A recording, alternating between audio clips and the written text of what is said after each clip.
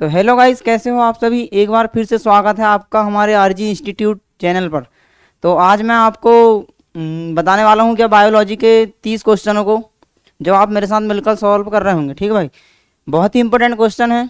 आगामी परीक्षा को देखते हुए हमने प्रीवियस ईयर के क्वेश्चनों को इसमें ऐड किए हैं। तो आप किसी भी एग्जाम की तैयारी अगर कर रहे हो तो आप हमारे साथ जुड़ जाइए।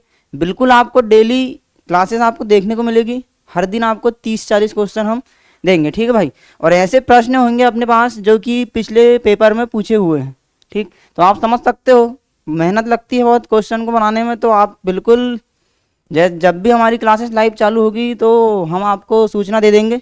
तो आप बिल्कुल हमारे साथ बने रहिएगा, कहीं जाइएगा नहीं। ठीक है, तो हम ऐसे क्वेश्चनों को आपको कराने वाले हैं जो कि आगामी परीक्षा को देखते हुए ही हमने पिछले प्रश्नों को इसमें ऐड किए हैं।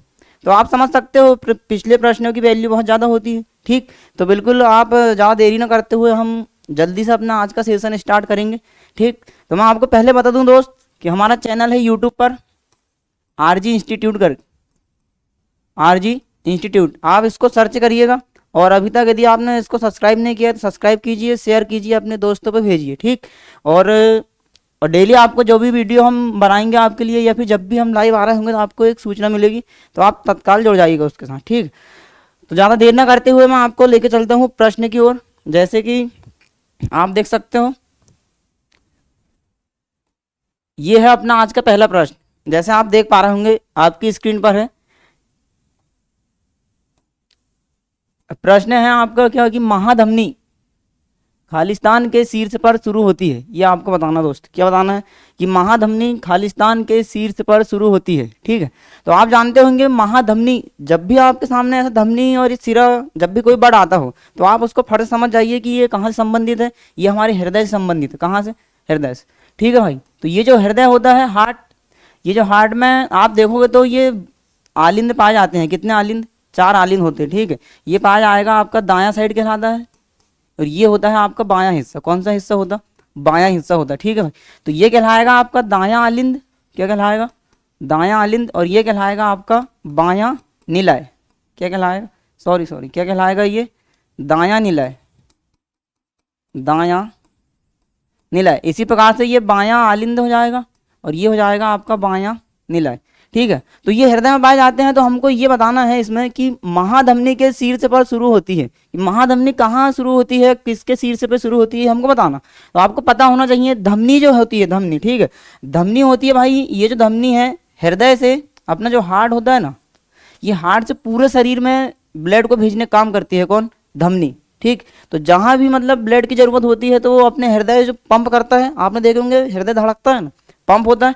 तो एक बार जब धड़कता है तो उसके माध्यम, ये महाधमनी है, महाधमनी से होते हुए ब्लड कहाँ फैलता है? पूरा अपने शरीर में जाता है। ठीक है, तो हमको ये बताना है कि महाधमनी के शीर्ष पर शुरू होती है। तो महाधमनी कहाँ से शुरू होगी? देखो मैं आपको बता देता हूँ, ये आपका क्या है? दायां आलिंद। क्या है? दायां आलिंद। तो ब्लड आएगा कहाँ से? शरीर से। पहले हृदय में आता है, तो हृदय से कहाँ जाएगा? ये पहले आएगा दायां आलिंद में। कहाँ आएगा? दायां आलिंद में। ठीक है, फिर दायां आलिंद में आएगा, ये कहलाता है आपका अशुद्ध रक्त। कौन सा होगा? अशुद्ध रक्त। मतलब ये CO2 रहता है इसमें। क्या होता है? कार्बन डाइऑक्साइड होता है। ठीक है, ऐसा नहीं कि वो अशुद्ध रक्त हो गया, वो क्या रहेगा आपके पास? CO2 वाला। फिर यहाँ से एक बल्ब लगा होता है यहाँ। ठीक, ट्राइकस्पिड बल्ब लगा होता है। इसके माध्यम से ब्लड कहाँ जाता है? इसमें आएगा। कहाँ जाएगा? ये दायां निलय में आएगा। ठीक, फिर दायां निलय से ब्लड यहाँ से अपनी पल्मोनरी, एक ही धमनी लगी होती है। ठीक है, यहाँ एक बॉल लगा होता है पल्मोनरी बॉल, इसके माध्यम से कहाँ चला जाता है? ये इधर साइड फेफड़ा।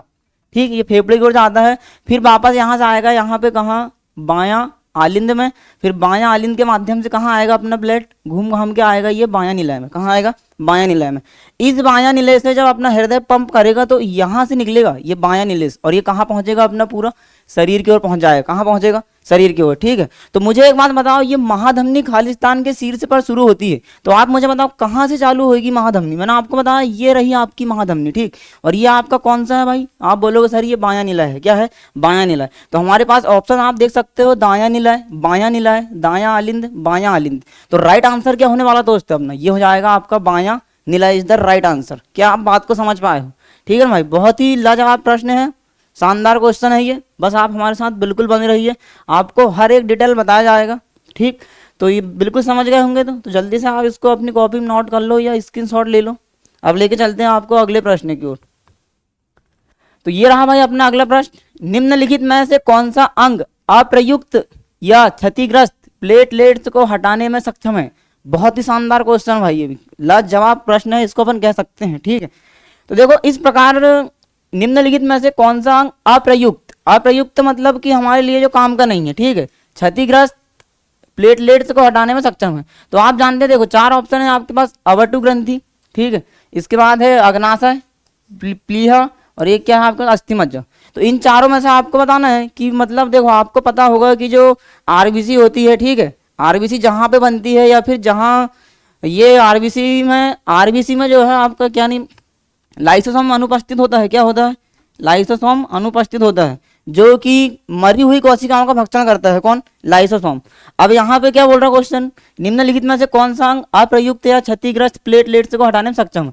तो मेरे भाई मेरे दोस्त मैं आपको बता देता हूँ कि जो अपना आरबीसी होता है, ठीक है, आरबीसी में लाइसोसोम नहीं पाया जाता। तो फिर यहाँ पे जब ये अप्रयुक्त और क्षतिग्रस्त वाली रहेगी, कहाँ जाएगी ये? कहीं ना तो जाना पड़ेगा ना, इसको शरीर से बाहर तो निकालना पड़ेगा, अन्यथा दिक्कत बनेगी कि नहीं। तो इसको खत्म करने के लिए पाया जाता है क्या? प्लीहा। क्या होता है? प्लीहा। तो जितनी भी अपनी मरी हुई आरबीसी होती है उसको सब खत्म करने का काम कौन करता? प्लीहा करता। तो प्लीहा जो है किसका कब्रिस्तान कहलाता है? आरबीसी का कब्रिस्तान। तो इसी प्रकार से इसके माध्यम से आप देख सकते हो कौन सा अंग अप्रयुक्त क्षतिग्रस्त प्लेटलेट्स। तो प्लेटलेट से भी कहाँ पाई जाती? आपको पता होगा ब्लड होता है, ठीक है, ब्लड जो है 2 अवस्थाओं में पाया जाता है आपका, एक प्लाज्मा अवस्था, प्लाज्मा मतलब कि ये लिक्विड वाली, और एक होगा आपका रुधिराणु, मतलब जो ठोस अवस्था में पाया जाता है, सॉलिड में। तो यहाँ पे आप ये रुधिराणु पाए जाते हैं 3 प्रकार के, ठीक, आरबीसी, डब्ल्यूबीसी और ये बिम्बाणु। बिम्बाणु मतलब प्लेटलेट्स।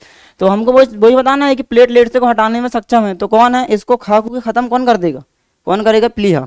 तो इसलिए हम प्लीहा को क्या बोलते हैं? आरबीसी का कब्रिस्तान। तो इसका राइट आंसर क्या हो जाएगा भाई? ये भी गलत, ये भी गलत, तो option number 3 is the right answer. ठीक, समझ गए होंगे।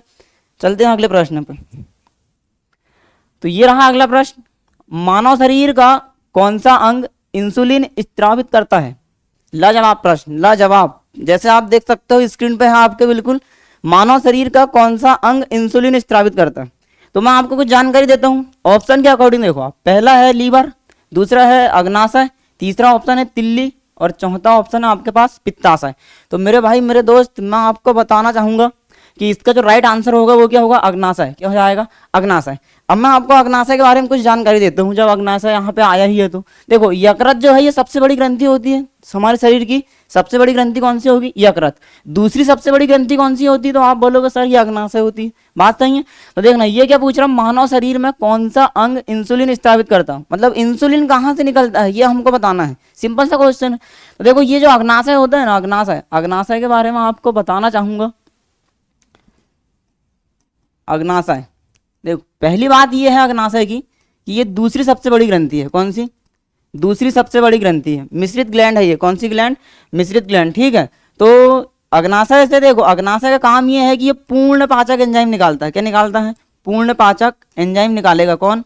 अग्नाशय। अब ये एंजाइम क्या होते हैं? तो हम भोजन करते हैं ना, तो भोजन को पचाने के लिए, ठीक, जैसे मान लो आप कुछ भी काम यदि करोगे, जैसे आपको लकड़ी काटना है तो आप लकड़ी काटने के लिए किसी भी हथियार का उपयोग करोगे। तो ऐसे ही भाई जब यदि हमने खाना खाए हुए हैं तो उसको पचाना है ना, उसमें कार्बोहाइड्रेट है, वसा है, उसमें प्रोटीन है, सभी चीजें उपस्थित है। तो उसको पचाने के लिए कुछ ना कुछ यंत्र चाहिए आपको। तो उस यंत्र को, मतलब उस खाने को पचाने के लिए अग्नाशय में 3 एंजाइम निकलते हैं। कितने एंजाइम निकलते हैं? 3 एंजाइम निकलते हैं। अब वो 3 एंजाइम कौन कौन से होते हैं? तो मैं आपको शानदार एक ट्रिक बताता हूँ, बहुत क्वेश्चन यहाँ से पूछे जाते हैं। देखो LAT क्या होता है? LAT मतलब लेट। क्या बोलोगे? लेट। तो L से हो जाएगा मेरे भाई मेरे दोस्त लाइपेज। क्या हो जाएगा? लाइपेज। ठीक है, A से हो जाएगा आपका एमाइलेज। क्या हो जाएगा? एमाइलेज। और T से हो जाएगा ट्रिप्सिन। क्या होगा? ट्रिप्सिन। 3 एंजाइम निकलते हैं। इन तीनों एंजाइम को बोला जाता है पूर्ण पाचक एंजाइम। किस नाम से जानते हैं? पूर्ण पाचक एंजाइम। तो यहाँ से आपका एक और क्वेश्चन कवर होगा कि पूर्ण पाचक एंजाइम कहाँ निकलते हैं, तो आपका आंसर क्या होगा? अग्नाशय। कहाँ होगा? अग्नाशय। ठीक है, तो देखना ये जो लाइपेज है ना, लाइपेज जो है वसा का पाचन करता है। किसका पाचन करता है? वसा का। ठीक है, एमाइलेज जो है ये स्टार्च का पाचन करेगा। किसका? स्टार्च का पाचन करेगा। तो ये क्वेश्चन आपसे पूछा जाएगा, वसा को पाचन करने के लिए कौन से एंजाइम की आवश्यकता होती? तो कौन सा एंजाइम होगा? लाइपेज। ठीक है, स्टार्च का पाचन करने के लिए एमाइलेज। और ट्रिप्सिन, तो मेरे भाई मेरे दोस्त मैं आपको बताना चाहूंगा, जहां भी सीन आया, ट्रिप्सिन हो गया है ना, और या फिर आपका पेप्सिन हो गया, और मतलब जहां भी सीन, इरप्सिन हो गया एक हार्मोन, तो जहां भी आपको ये सीन देखने को मिलेंगे, ये जितने भी सीन वाले हैं ये पचाते हैं किसको, प्रोटीन का पाचन करते हैं। किसका पाचन करते हैं, प्रोटीन का पाचन ये करते हैं। तो ये बात मैंने आपको बताया अग्नाशय के बारे में, ठीक है। तो पूर्ण पाचक एंजाइम कौन निकालता है, अग्नाशय। कौन निकालेगा, अग्नाशय निकालेगा, ठीक। कितने एंजाइम निकलते हैं उसमें, 3 एंजाइम, लाइपेज, एमाइलेज और ट्रिप्सिन। तीनों के काम आप याद रखो, इनको नोट करते जाओ, वसा, स्टार्च और ये प्रोटीन। बहुत इंपॉर्टेंट क्वेश्चन है ये फैक्ट आपको जो दिया जा रहा है आप इसको अपनी कॉपी में नोट करते जाएंगे, ठीक है। तो अभी तो देखो हमको बताना क्या कि इंसुलिन कहाँ से निकलता है, तो अभी तो आप बोलोगे सर आपने ये क्या बता दिया, यहाँ 3 एंजाइम निकले, अभी तो यहाँ कोई इंसुलिन का पता नहीं चल रहा। तो चलेगा ना मेरे भाई, अभी थोड़ा धैर्य तो रखो, ठीक है। तो मैं आपको बताने वाला हूँ कैसे देखना। तो ये इन्होंने निकाल दिए 3 एंजाइम, ठीक है, 3 एंजाइम निकाले। लेकिन मेरे भाई मेरे दोस्त, ये जो अग्नाशय का एक भाग होता है लैंगरहैंस की द्वीपिका, कौन सा होता है, लैंगरहैंस की द्वीपिका। इसको आप क्या करोगे, अपनी कॉपी में नोट कर लोगे। बहुत इंपॉर्टेंट बात मैं आपको बताने वाला हूँ। क्वेश्चन एक है पर इसमें मैं 10 क्वेश्चन आपको कवर करा दूंगा। बस हमारे साथ बिल्कुल आप बने रहिए और बाकी चीजों से आप निश्चित रहिए, ठीक है। तो लैंगरहैंस की द्वीपिका होती है कहाँ, एक भाग है किसका, अग्नाशय का। इसमें 3 कोशिका पाई जाती है भाई, कितनी कोशिका, 3 कोशिका पाई जाती है। एक होती है आपकी अल्फा कोशिका, एक होती है बीटा कोशिका, एक होती है कौन सी, गामा कोशिका। 3 कोशिका निकलेगी, अल्फा, बीटा और गामा। तो मेरे भाई देखना, ये जो अल्फा कोशिका है ना, ये यहाँ से एक हार्मोन निकलता है, उस हार्मोन का नाम है ग्लूकागॉन। कौन सा हार्मोन है, ग्लूकागॉन, ठीक है। ये जो बीटा कोशिका है, यहाँ से निकलता है कौन, इंसुलिन। क्या निकलता है, इंसुलिन। और यहाँ ये जो है हमारे स्वांगीकरण की क्रिया में मदद करता है। कौन, स्वांगीकरण मतलब कि भोजन से ऊर्जा प्राप्त करने की क्रिया क्या कहलाती है, स्वांगीकरण कहलाती है। हाँ, तो हमको मतलब किससे, क्वेश्चन के अनुसार इंसुलिन से है। अब देखना, ये जो ग्लूकागॉन हार्मोन है, पूछेगा आपसे ग्लूकागॉन हार्मोन कहाँ निकलता है, तो आपका आंसर क्या होगा, अग्नाशय।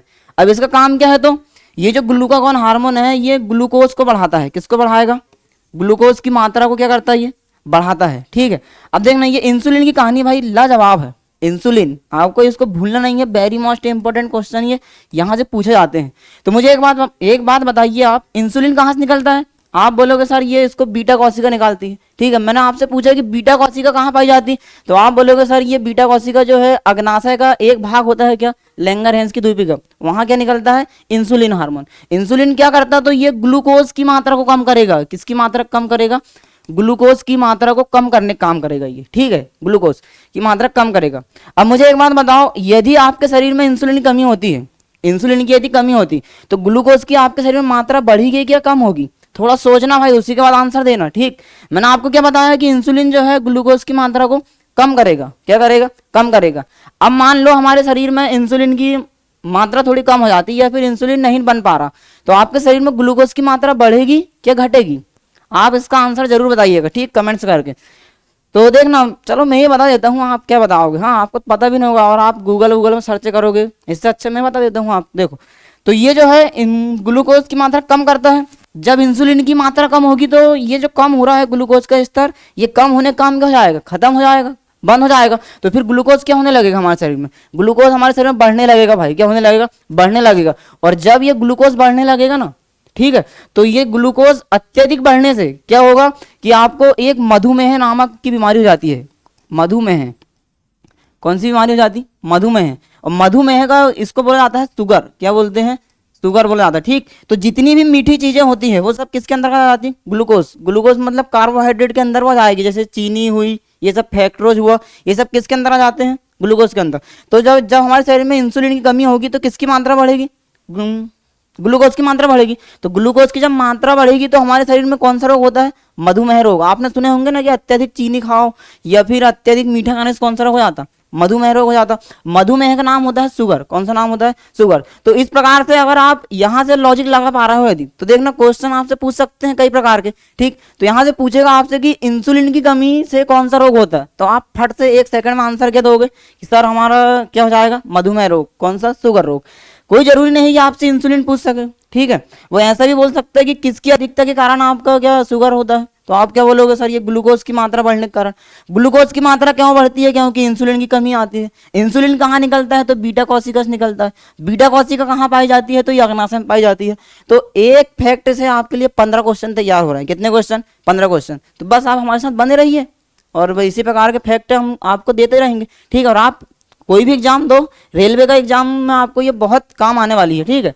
तो बिल्कुल इस प्रकार से आप समझ पा रहे होंगे। आप अपनी कॉपी में नोट कर लीजिएगा, आपको बाकी पीडीएफ तो हम दे देंगे, ठीक है भाई।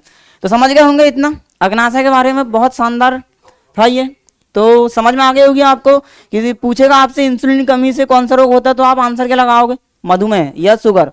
अब आप, जब मैं आपको जानकारी के लिए बताता हूँ, देखो जब भी किसी को व्यक्ति को अगर शुगर हो जाए यदि, हाँ, तो शुगर को ठीक नहीं किया जाता भाई, उसको कंट्रोल करना पड़ता है। क्या कर सकते हैं, सिर्फ कंट्रोल उसको हम कर सकते। तो आपने कभी देखे होंगे अगर किसी की ऑपरेशन होती है तो उसका पहले एड्स और ये क्या शुगर चेक किया जाता। क्यों चेक किया जाता, क्योंकि एड्स में क्या होता है, प्रतिरक्षा तंत्र क्या कर देता है, डैमेज कर देता है, HIV वायरस। इसी प्रकार अगर शुगर होता है ना, तो यदि मान लो आपके ऑपरेशन होगी तो पहले शुगर की जांच की जाएगी, क्योंकि जिसको शुगर है तो उसका जो है प्रतिरक्षा तंत्र उतने अच्छे से काम नहीं कर पाता, तो रिकवरी जल्दी से नहीं होती। इसलिए इनकी जो है पहले आपको टेस्ट करा जाता है, किसका, शुगर का, ठीक। और अगर शुगर है तो डॉक्टर आपको बोलेंगे कि भाई थोड़ा मतलब ऐसा है कि रिस्क है, तो आप समझ गए होंगे, ठीक है, कि ऐसा मैं आप क्या बताना चाहता करके। तो इस प्रकार से होता है ये शुगर। तो शुगर को ठीक नहीं किया जाता, इसको कंट्रोल कर सकते हो आप। क्या कर सकते हो, कंट्रोल। तो मैं आपको कुछ बताता हूँ। देखो ये शुगर जो है, जिस किसी को भी शुगर होगा, आपके मतलब पते वाले में या आपके कोई रिलेशन या कोई भी अपने दोस्त भाई, उनको आप बोलो ये एक सलाह जरूर देना कि जिस किसी को शुगर है तो वो किसका, ये जामुन होती ना आपकी, क्या होती है, जामुन। ये जामुन की आपको क्या निकालना है, गुठली आती है, गुठलू जिसे बोला जाता है। तो जामुन की गुठलू को निकालना है और उसको पीस के रखना है। क्या करना है, उसका पीस के पेस्ट बना लेना और उसको डेली आप खाते रहो। जितना मतलब ऐसा जैसे गुटखा वुटखा खाने वाले गुटखा वुटखा खाते हैं, बस वैसे ही आप ये उनके लिए गुटखा काम कौन करेगा, जामुन की गुठली का ये पेस्ट रहेगा, ये बस खाते रहो। एक काम और कर सकते हो आप कि भोजन में आप ये कड़ी का पत्ता डालो। किसको, कड़ी का पत्ता। कड़ी मतलब जो मीठी नीम बोला जाता है जिसे, तो मीठी नीम के पत्ता का आप उपयोग कर सकते हो, ठीक। तो ये दो काम कर सकते हैं शुगर के लिए, आप इसको ध्यान रखिएगा, ठीक। एक जामुन की गुठली और एक क्या, कड़ी का पत्ता। तो इतने सारे हैं इसमें फैक्ट। तो अपन देखो कहाँ से, मानव शरीर का कौन सा अंग इंसुलिन स्रावित करता है। तो अपना राइट आंसर क्या हो जाएगा भाई, अग्नाशय। क्या हो जाएगा, अग्नाशय। आई होप बढ़िया से आप समझ पाए होंगे और आप मेरे साथ बिल्कुल नोट करते रहिए, ये आपको बहुत बेनिफिट देने वाली क्लास है। तो चलो अब चलते हैं अगले क्वेश्चन की ओर। तो ये रहा भाई अपना अगला प्रश्न, रक्त समूह प्रणाली की खोज खालिस्तान ने की थी। अरे ये तो आपको यूं पता होगा, ठीक है, ये पता भी होना चाहिए, सही कि नहीं, क्योंकि आप तैयारी कर रहे हो कॉम्पिटिटिव की। तो आपको पता है आपको एक दो लड़के से लड़ना, पूरे कम से कम 3 करोड़ लड़के से आपकी लड़ाई है, ठीक है। तो ये तो आपको एक सेकंड में पता होना चाहिए कि रक्त समूह प्रणाली की खोज किसने की है, ठीक है। देखो आपके पास ऑप्शन है फ्रेडरिक स्ट्रोमियर, ये है कॉर्ले विलेहम सिले, विलियम मार्डोक, और ये कौन सा है, कॉर्ले लैंडस्टीनर, ठीक। तो आपको पता होगा, सिंपल है, रक्त समूह प्रणाली की खोज किसने किया, कॉर्ल लैंडस्टीनर ने किया। किसने किया है, लैंडस्टीनर ने। तो ये रहा अपना सवाल का आंसर। ये रहा अगला प्रश्न, देखते हैं क्या है। पुष्प के किस हिस्से में पराग का उत्पादन होता है। ये भी मोस्ट IMP प्रश्न है कि पुष्प के किस हिस्से में पराग का उत्पादन होता है। पहला ऑप्शन है अंडाशय, बीजांड, परागकोश, पुष्प योनि। तो इसका भी आंसर आपको लगभग जानते होंगे। तो इसका जो राइट आंसर हो जाएगा दोस्त वो क्या होगा, option number C is the right answer. क्या जाएगा, परागकोश, ठीक। तो चलते हैं अगले प्रश्न की ओर।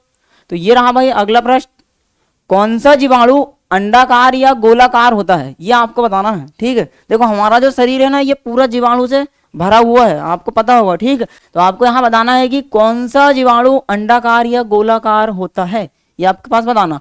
देखो पहला ऑप्शन है आपके पास एसेरिकिया कोलाई, दूसरा ऑप्शन है कोकस, फिर तीसरा है बैसिलस।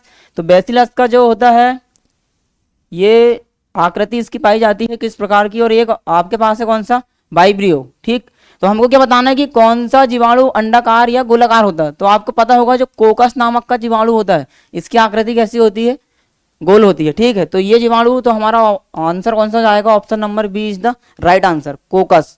कैसा पाया जाता है, ये जीवाणु है, एक कोशिकीय जीव है, ये कैसा है, एक कोशिकीय जीव होता है, एक कोशिकीय जीव है ये, ठीक। जिसका आकार कैसा होगा, तो ये गोल पाया जाता है। कैसा पाया जाता है, गोल होता है। ठीक है, तो इस हिसाब से हमारा आंसर कौन सा हो जाएगा, option number B is the right answer. ठीक है भाई, अब लेके चलता हूँ मैं आज के अगले प्रश्न की ओर। तो ये रहा अपना अगला प्रश्न, देखिए ये भी लाजवाब है। केंद्रीय स्वास्थ्य मंत्रालय ने सार्वभौमिक टीकाकरण कार्यक्रम के हिस्से के रूप में खालिस्तान के खिलाफ दोहरी सुरक्षा के लिए एकल टीका का शुभारंभ किया है। तो मेरे भाई मेरे दोस्त, ये भी लाजवाब प्रश्न है यदि आपने पढ़ पाए होंगे तो। ठीक है, एक टीका से दोहरी सुरक्षा, ठीक, आप बोलते हो ना एक तीर से डबल निशाना, कहानी वैसी है यहाँ बिल्कुल, कि भाई क्या बोल रहा है कि एक टीका से दोहरी सुरक्षा के लिए एकल टीका का शुभारंभ किया। टीका कितना है, एक, सुरक्षा कितनी मिलेगी, 2 मिलेगी। बस सिंपल है, एक तीर से डबल निशाना, बीच में बैठ जाओ और आजू बाजू झांकते रहो, करते हो ना ये काम। बस ऐसे आपको यहाँ बायो में बताना है कि भाई टीका एक ही है और आपको दोहरी सुरक्षा देना। तो आप जानते होंगे, देखते हैं ऑप्शन क्या है, खसरा और रूबेला। ठीक है, दूसरा है खसरा और गलसुआ, तीसरा ऑप्शन है खसरा और क्षय रोग, और चौथा ऑप्शन है आपके पास गलसुआ और इन्फ्लुएंजा। ठीक है, तो आप जानते होंगे खसरा जो बीमारी होती है ये रूबेला वायरस के कारण होती है ना। तो ये खसरा किसके कारण होता है, रूबेला के कारण होता है। तो यहाँ टीका लगेगा किसके, एक ही टीका लगेगा, ये खसरा से भी आपको सुरक्षा देगा और किससे देगा, रूबेला से। तो इसका जो राइट आंसर हो जाएगा वो क्या हो जाएगा, option number A is the right answer. ठीक है भाई, अब लेके चलना आपको अगले प्रश्न की ओर। तो ये रहा आज का अपना अगला प्रश्न। जैसे कि आप देख सकते हो, मनुष्य में पित्त का निर्माण कहाँ होता है, मनुष्य में पित्त का निर्माण कहाँ होता है। अब बताइए आप इसका आंसर, कहाँ होता है पित्त का निर्माण। 4 ऑप्शन आपके पास है, अग्नाशय, अमाशय, अग्नाशय, यकृत, पित्ताशय। बताइए इसका आंसर कहाँ होता है। देखो मैं आपको बताता हूँ पित्त का निर्माण कहाँ होता है, कैसे क्या काम रहेगा पित्त का। ठीक है, देखना अमाशय, अग्नाशय, यकृत। तो मैं आपको पहले आंसर बताता हूँ क्या कहाँ होता है, यकृत में होता है। कहाँ होता है, यकृत। देखना भाई, हाँ ये जो पित्त है ना इसकी भी बहुत गजब की कहानी है। ठीक, यकृत में ये कहाँ निर्माण होता है इसका, यकृत में इसका निर्माण होगा। कहाँ होगा, यकृत में। लेकिन ये स्टोर कहाँ रहता है। तो भाई क्वेश्चन अगर आपसे पूछता है कि पित्त का निर्माण कहाँ होता है, तो आंसर क्या लगाया आपने, यकृत।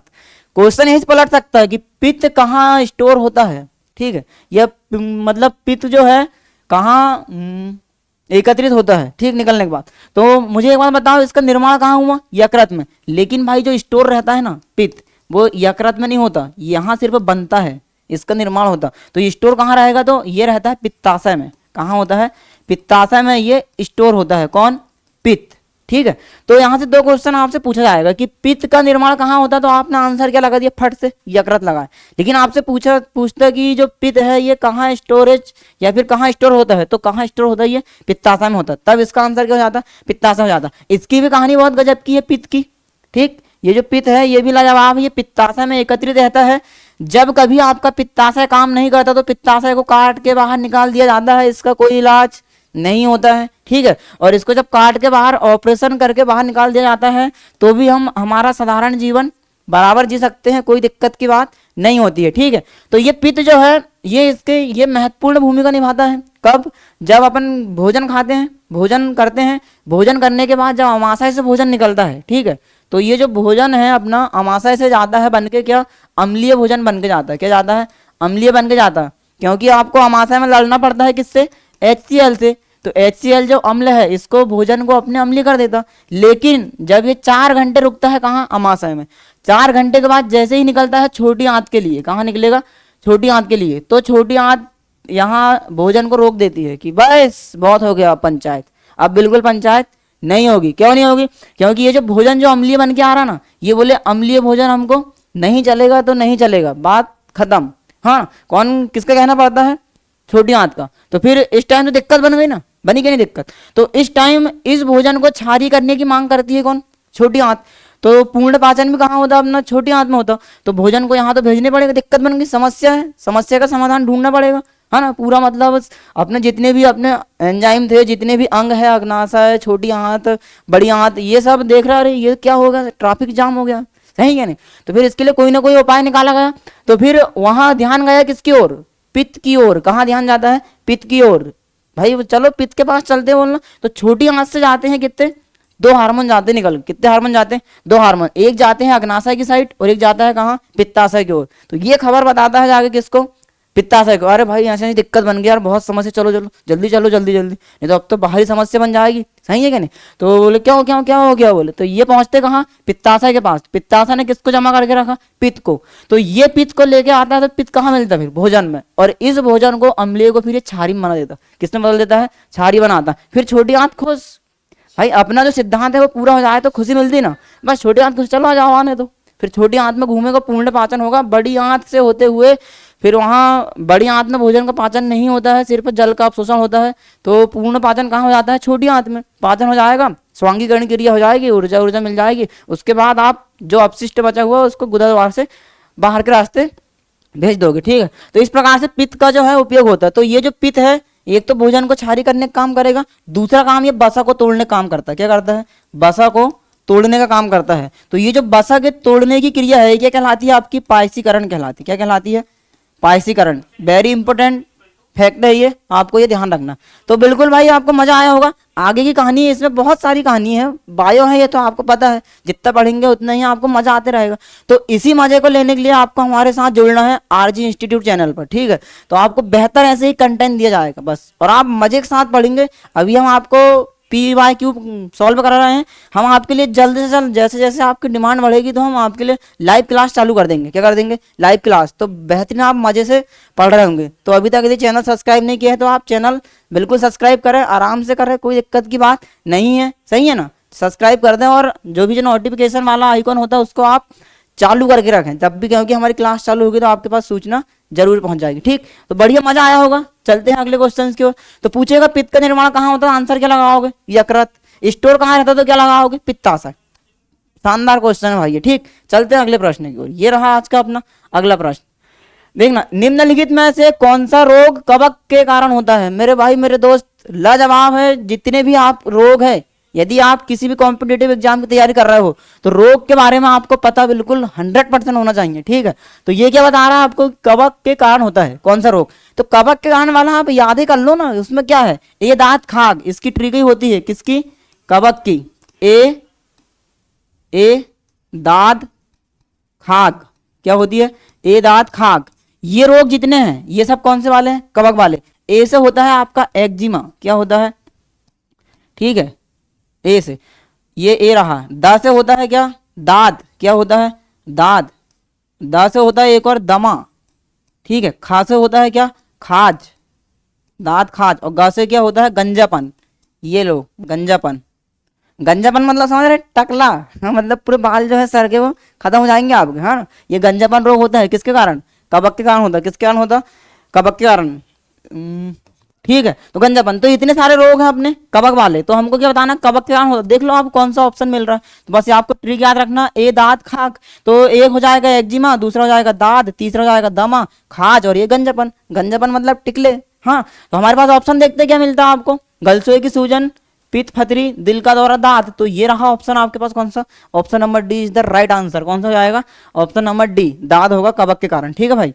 अगले प्रश्न पर चलते हैं। ये रहा अपना शानदार क्वेश्चन, विटामिन B7 का रासायनिक नाम है। विटामिन B7 का रासायनिक नाम, तो सभी विटामिन के आपको नाम पता होना चाहिए। देखो, पेंटोथेनिक एसिड B5 का है, किसका है ये, B5 का है, ठीक है। इसके बाद बायोटिन, बायोटिन किसका है भाई, यही है अपना किसका, B7 का।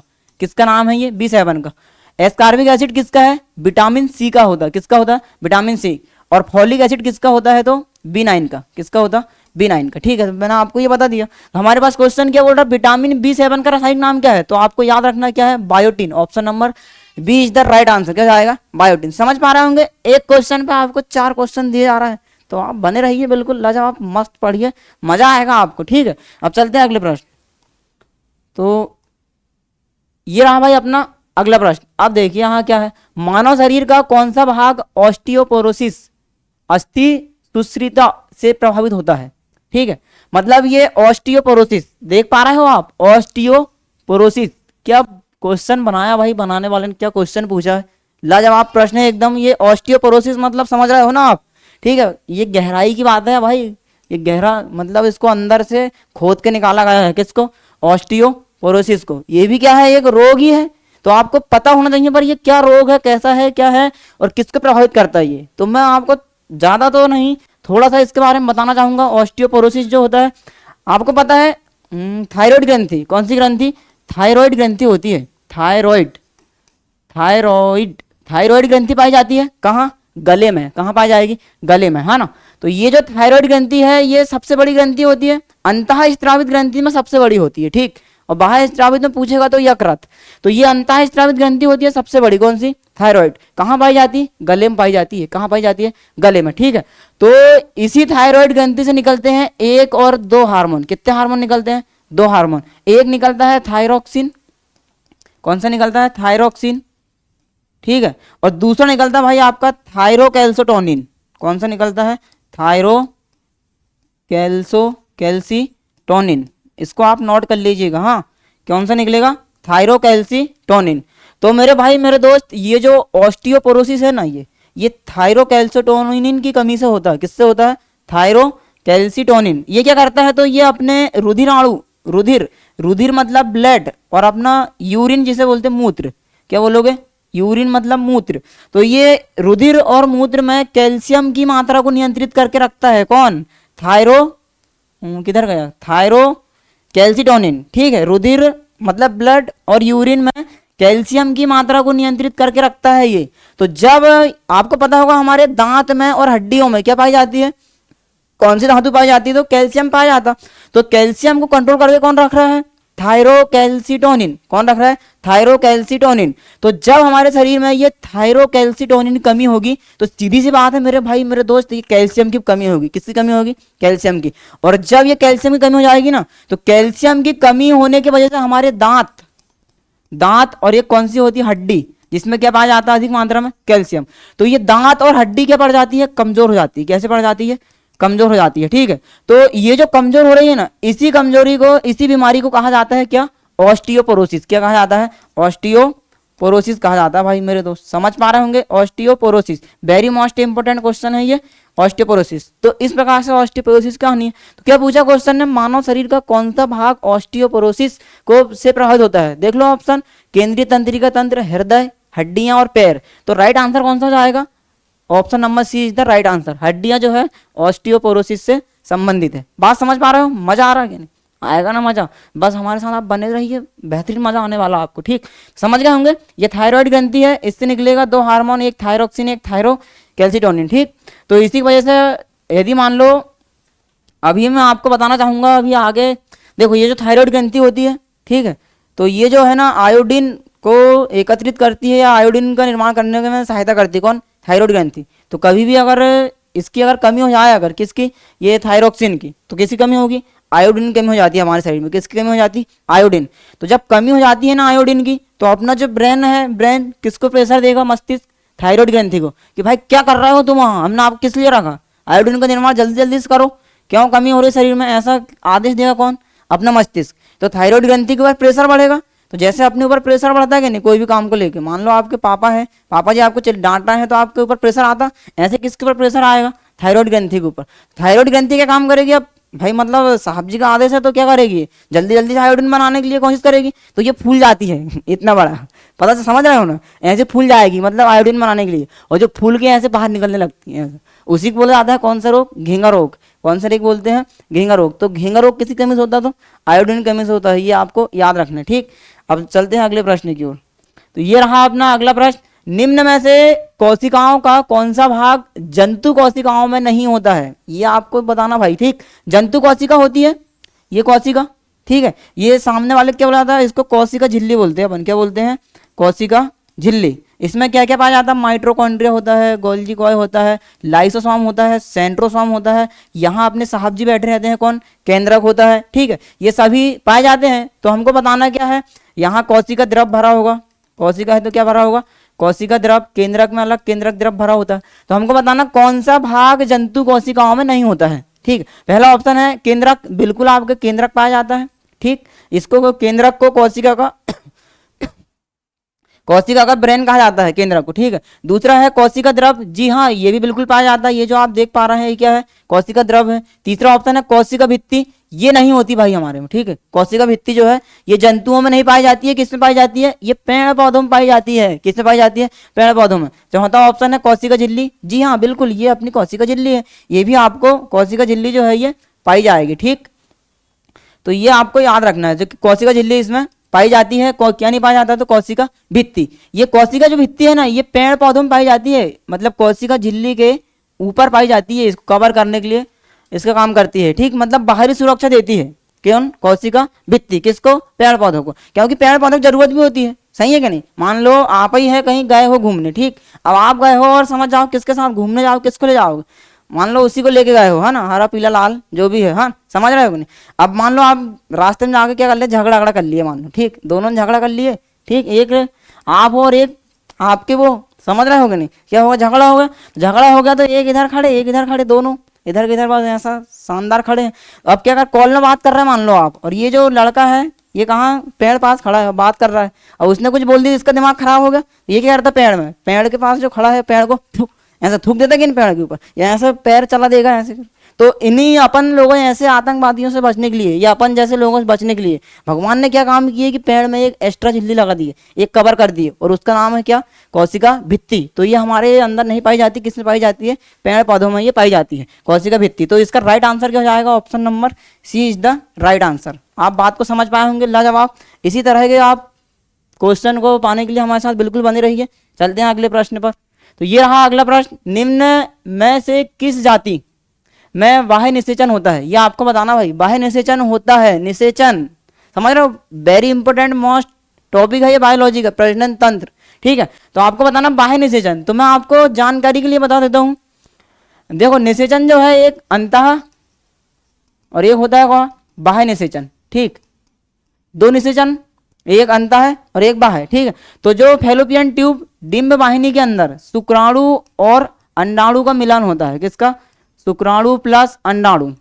अब ये तो आपको समझ अभी आएगा नहीं शुक्राणु अंडाणु क्या है, ठीक है। शुक्राणु जो है ये पुरुष से निकलते हैं और अंडाणु जो है ये मादा से, ठीक, दोनों मिलते हैं जब निषेचन की जब क्रिया होती है, तब इधर साइड से मेल साइड से आता है शुक्राणु और मादा साइड से आते हैं क्या? अंडाणु, ठीक है। ये कहाँ पहुंचते हैं? फैलोपियन ट्यूब मतलब डिंब वाहिनी नलिका, दोनों मिल जाएंगे। तो दोनों मतलब ये अभी युग्मक बन के आएंगे, ये क्या बन के आएंगे? युग्मक। तो युग्मक बन के आएंगे तो यहाँ जब मिलेंगे ये, तो किसका निर्माण करेंगे? युग्मनज का। किसका? युग्मनज का निर्माण ये कर रहे होंगे, ठीक है ना। तो मेरे भाई ये कहलाता है आपका अंतः निषेचन, मतलब जो डिंब वाहिनी नलिका के अंदर संपन्न हो वो क्या कहलाता है? अंतः निषेचन। बाह्य निषेचन मतलब कि ये जो अंडाणु और शुक्राणु देख रहे हैं ना आप, यहाँ भी निषेचन होगा। निषेचन कहाँ होगा? यहाँ भी होगा बाह्य में, पर ये डिंब वाहिनी नलिका में नहीं मिले, कहाँ मिल रहे होंगे? ये इनको बाहर मिल रहे होंगे। शुक्राणु और अंडाणु का मिलन कहाँ होगा? बाहर होगा, तो वो कहलाता है आपका बाह्य निषेचन, ठीक है। तो आप समझ पा रहे होंगे। तो देखना ये बाह्य निषेचन ज्यादातर आपको जलीय जीवों और उभयचर में देखने को मिलते हैं, जलीय जीव या फिर वो उभयचर, ठीक, उभयचर में, जैसे मछली हुई आपकी, ठीक है, मछली हुई, मेंढक हो गया, ये सब क्या है? इनमें बाह्य निषेचन होता है, ठीक। इनमें तो अपन देख लेते हैं आंसर क्या है। मुर्गी नहीं, बिल्ली जी नहीं, मेंढक इज द राइट आंसर, सांप में नहीं होता, ठीक है। अब देखो इसका राइट आंसर क्या हो जाएगा? मेंढक। तो मेंढक क्या करता है? मेंढक में जो होता है इसके शुक्राणु और अंडाणु निकाल के पानी में डाल दिए जाते हैं, है ना, समुद्र जल में, ये बाहर मिलते हैं ये, तो यही कहलाता है अब क्या? बाह्य निषेचन। तो बाह्य निषेचन मतलब कि निषेचन की क्रिया बाहर संपन्न होती है, क्या कहलाता है? बाह्य निषेचन। और आंतरिक निषेचन मतलब कि निषेचन की क्रिया डिंब वाहिनी नलिका के अंदर संपन्न होती है, क्या कहलाता है? अंतः निषेचन कहलाता है। तो इस प्रकार से हमारा राइट आंसर क्या हो जाएगा? Option number C is the right answer, मेंढक। चलते हैं अगले प्रश्न पर। तो ये रहा भाई अगला प्रश्न, मानव में आवाज खलिस्तान द्वारा उत्पन्न होती है। आवाज आपके अंदर ही आवाज होती है ना उत्पन्न, तो ये तो आपको पता होना चाहिए कहाँ से उत्पन्न होती है, ठीक है। तो देखो आपके पास है लैरिंक्स, कंठ, दूसरा है श्वास नली। देखो श्वास नली है तो ये श्वास के काम होगी, ठीक है। फेफड़ा जो है, फेफड़ा हमको क्या करता है? स्टोरेज टंकी जैसा स्टोर करके रखता है, किसको? हम जो बाहर से ऑक्सीजन लेते हैं इसको स्टोर करके रखता है, कौन? फेफड़ा। मुंह, मुंह तो केवल एक रास्ता है मेरे भाई, है ना, क्या है? एक रास्ता है, मुख गुहा, जिसके अंदर दांत और एक ये जीभ पाई जाती है, क्या पाई जाती है? जीभ। तो देखना, हाँ, हमको क्या बताना, आवाज कहाँ से निकलेगी? तो आवाज जो निकलती है गले पास, यहाँ एक कंठ होता है जिसे लैरिंग्स से बोला जाता है, क्या बोला जाता है? लैरिंग्स। तो इसे वॉइस बॉक्स के नाम से जानते, किस नाम से जानते? Voice box. तो ये वॉइस बॉक्स से बोला जाता है जिसे कंठ। तो हमारी आवाज कहाँ से आएगी भाई? कंठ से निकलेगी, मतलब लैरिंग से निकलेगी, इसका इंग्लिश नाम होता है लैरिंग्स। तो आंसर आएगा option number A is the right answer, ठीक। इसका एक हिंदी नाम है, लाजवाब, आप देख पा रहे हैं, कंठच्छद। क्या बोला जाता है इसको? कंठच्छद। ये भी आप इसका नाम याद रखोगे, हाँ ठीक है। तो ये लैरिंग्स से अपनी वॉइस बॉक्स से किसे कहा जाता है, तो कंठ को कहा जाता है, या फिर लैरिंग्स को ये कहा जाएगा, या फिर इसे स्वरतंत्र के नाम से जानते हैं। चलते हैं अगले प्रश्न की ओर। तो ये रहा भाई अपना लाजवाब प्रश्न। निम्नलिखित में से कौन सा रोग बैक्टीरिया के कारण होता है, भाई ये आपको बताना है, कौन सा रोग बैक्टीरिया के कारण होता है, ठीक है। तो बैक्टीरिया के कारण कौन सा रोग होता है, देखना यहाँ आपके पास दिया खसरा, ये हो गया पोलियो, और ये हो गया क्या हेपेटाइटिस, और एक हो गया क्या टाइफाइड। तो ये आपको पता होगा, ठीक। बैक्टीरिया के कारण होने वाला रोग कौन सा हो जाएगा, ये टाइफाइड, और बाकी सब क्या है, ये तीन तो अलग ही रोग है, ठीक है। तो यहाँ आंसर क्या आएगा अपना, ये typhoid, option number D is the right answer, ठीक। अब अपन चलते हैं अगले प्रश्न की ओर।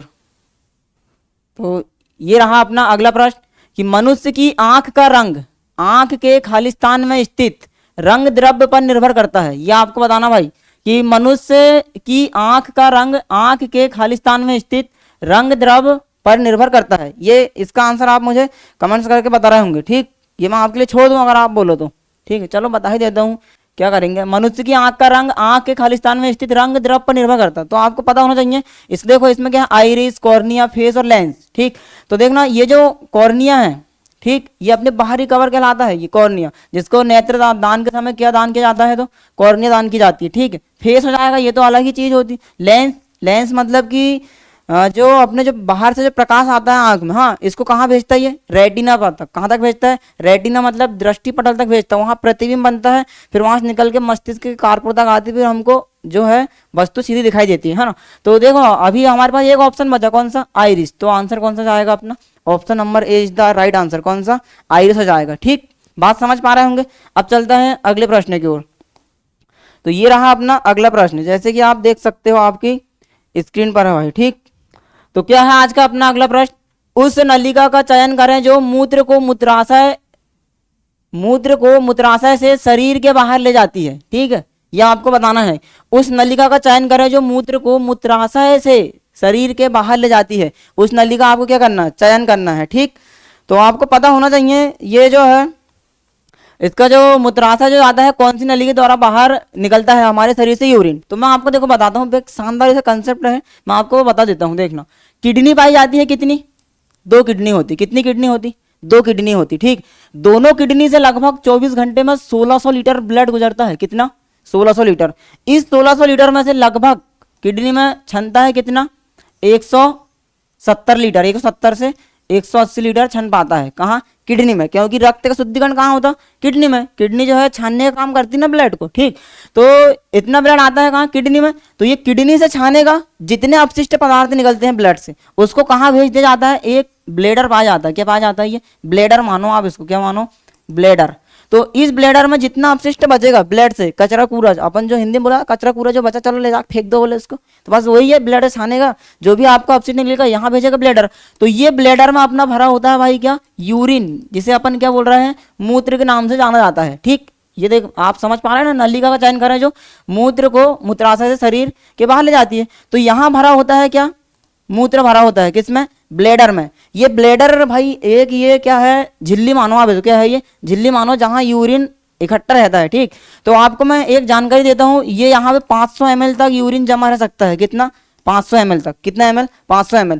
तो यदि आप ज्यादा देर तक यूरिन को रोक के रखते हैं अगर शरीर के अंदर, हाँ, तो ये देखना ये फिर से अमोनिया से बदल के आया है यूरिया में, तो ये फिर से यूरिया किसमें बदलने लगेगा, अमोनियम बदलने लगेगा, हाँ। तो ये मूत्र जो होता है इसमें लगभग 95% जल होता है और 2% क्या पाई जाती है, इसमें यूरिया पाई जाती है, ठीक। तो ये आपको ध्यान देना है। तो यहाँ जो किडनी से जो निकल के आ रहा है ये नली जो है कहाँ तक, ब्लेडर तक, ये भी यूरिन है। इस नली को बोला जाता है क्या, क्या बोला जाता है इसको, यूरेथ्रा, क्या बोलते हैं अपन, यूरेथ्रा, ठीक है। क्या बोलते हैं, यूरेथ्रा बोला जाता है इसको, क्या बोला जाता है, यूरेथ्रा। तो मेरे भाई मेरे दोस्त, एक नली आपने देखी कौन सी, यूरेथ्रा। यूरेथ्रा क्या करता है, किडनी को ब्लेडर तक यूरिन को लाने का काम करती है, ठीक। लेकिन हमको ब्लेडर तक लाना क्या, जी नहीं, बिल्कुल नहीं लाना। तो मैं आपको क्या बताने वाला, देखो इसमें 500 ml तक यूरिन इकट्ठा हो सकता है। ज्यादा देर अगर आप रखोगे रोक के तो आप देखना आपको जलन जैसी होने लगती, क्या होने लगती है, जलन होने लगती है, ठीक है। लेकिन मैं आपको बता देता हूँ ज्यादा देर तक बिल्कुल भी इसको रोक के नहीं रखना चाहिए, हाँ। यदि ज्यादा देर तक आप रोक के रखोगे तो वापस से अमोनिया बनने लगेगा, और अमोनिया इतना खतरनाक होता है कि आप समझ सकते हो, सही है कि नहीं। तो ऐसा माना गया है, यदि मान लो ये जो जैसे मान लो जहाँ ये रहता है ना, शौचालय वौचालय रहते हैं, तो वहाँ यदि कंटिन्यू अगर आप कोई दीवार है, मान लो ये घर है, घर, हाँ, यदि आपको किसी का घर यदि तोड़ना रहा, मान लो दुश्मनी है किसी के साथ और घर क्या करना, तोड़ना है, तो आप लगभग उसमें 1 से 2 साल तक क्या करो, उसमें जाओ और वहाँ शौचालय बना लो उसको, हाँ ना, वहाँ जाके आपको बाथरूम करना है, नॉर्मल होता, ठीक। तो इसमें यूरिया रहेगी, तो यूरिया क्या होगी, ये अमोनियम बदलने लगी, तो ये दीवार पता है, ये दीवार में ऐसे मतलब कमजोर हो जाएगी, छिद्र टाइप के पड़ जाएंगे, और 2-3 साल में लगभग ये दीवार टूट के बाहर से गिर रही होती है, समझ रहे हो ना। तो बहुत खतरनाक होता है क्या, अमोनिया। तो इस प्रकार से दीवार को गिरा सकती है। तो फिर हम माना जाता है कि इस यूरिन को ज़्यादा देर तक रोक के नहीं रखना चाहिए, नहीं तो ये किसमें बदलने लगेगा, अमोनिया बदलने लगेगा, तो आपको जलन जैसी होती। और दूसरी बात, अगर धोखा से ये ब्लैडर फट गया आपका, है ना, तो फिर बचने की संभावना क्या हो गई, खत्म, है ना, फिर बिल्कुल भी जीवन अपना नष्ट हो जाएगा, इसका कोई इलाज अभी तक कुछ नहीं है। हाँ, अगर ब्लेडर अगर अपना गलती से फट गया, अगर ये जिसमें यूरिन इकट्ठा रहता, तो वही क्या होगा, अपनी मौत होने देखी, क्या होने लगेगी, मौत अपनी हो जाएगी, बस अब ये अंतिम है भाई, अब चलो, है ना। तो इसलिए आपको यदि जब भी अगर ऐसा एहसास हो रहा है कि जाना है शौच को, तो आप तुरंत ही चले जाना, ज़्यादा देर तक उसको रोक के बिल्कुल ना रखें। तो समझ पा रहे होंगे। तो देखो, हाँ, हमको क्वेश्चन में आते हैं, नलिका का चयन करें जो मूत्र को मूत्राशय से बाहर करती। तो देखना, ये ब्लेडर को ही क्या बोला जाता है, मूत्राशय बोला जाता है। क्या बोला जाता है, मूत्राशय, ठीक है। तो इस मूत्राशय तक लाने का काम कौन करता है, आप बोलो सर यूरेथ्रा। इस मूत्राशय से हमको शरीर के बाहर निकालना है, किसको, यूरिन को। तो ये हमने यूरिन को बाहर निकाल दिए। कौन सी नली से निकाल रहे हैं, ये नली। तो ये नली कहलाती है मेरे भाई क्या, यूरेटर। क्या कहलाती है, यूरेटर कहलाती है। ये समझ पा रहे हो ना बात, तो क्या कहलाती है, यूरेटर। तो यूरेटर नली से मूत्र जो होता है हमारे शरीर से बाहर निकलता है। एक क्वेश्चन ये बनता है। दूसरा क्वेश्चन ये बनेगा कि किडनी से मूत्राशय तक लाने वाली नली कौन सी है। तो आंसर क्या होगा आपका, यूरेथ्रा होगा। क्या होगा, यूरेथ्रा होगा। बात समझ पाए हो, दोनों में देखना, कंफ्यूज नहीं होना भाई। ये है यूरेथ्रा, ये है यूरेटर। यूरेटर जो है मूत्राशय से शरीर से मूत्राशय से मूत्र को शरीर से बाहर भेजता है, और यूरेथ्रा जो है किडनी से जो क्षमता है, अपशिष्ट पदार्थ जो बचता है उसको मूत्राशय तक लाने का काम करता है, वो नली कहलाती है कि यूरेथ्रा। शानदार क्वेश्चन है, लाजवाब प्रश्न है। तो आपको मैंने ये इसके बारे में जानकारी दिया, तो इस हिसाब से आंसर क्या हो जाएगा, option number B is the right answer. क्या होने वाला है, यूरेटर। तो चला अगले प्रश्न की ओर, बिल्कुल चलते हैं। ठीक, तो आप बने रहिए बिल्कुल। अगर आपको और डिटेल जानने की इच्छा है, ठीक, तो हमारे छिंदवाड़ा पर ऑफलाइन संस्था एक चलती है, तपोवन एकेडमी के नाम से, आप आके वहाँ ज्वाइन कर सकते हो, और आपको शानदार इसका डिटेल और अच्छे से और शानदार कंटेंट इसका पूरा डिटेल आपको वहाँ दिया जाएगा। ठीक है, तो अपन अभी देखते हैं अगले क्वेश्चन, फिर अपन चर्चा करेंगे आगे। ठीक, तो ये रहा अपना अगला प्रश्न। देखना, एंटीबायोटिक पेनिसिलिन की खोज किसने की थी। एंटीबायोटिक पेनिसिलिन की खोज किसने की थी, तो ये पता होगा, आर्किमिडीज जी नहीं, बिल्कुल नहीं। अलेक्जेंडर फ्लेमिंग जी हाँ, is the right answer. Right answer कौन सा जाएगा, अलेक्जेंडर फ्लेमिंग ने किसकी खोज की है, पेनिसिलिन की खोज की है। बिल्कुल आपको ये याद रखना है, वेरी मोस्ट इंपोर्टेंट क्वेश्चन ये होने वाला है।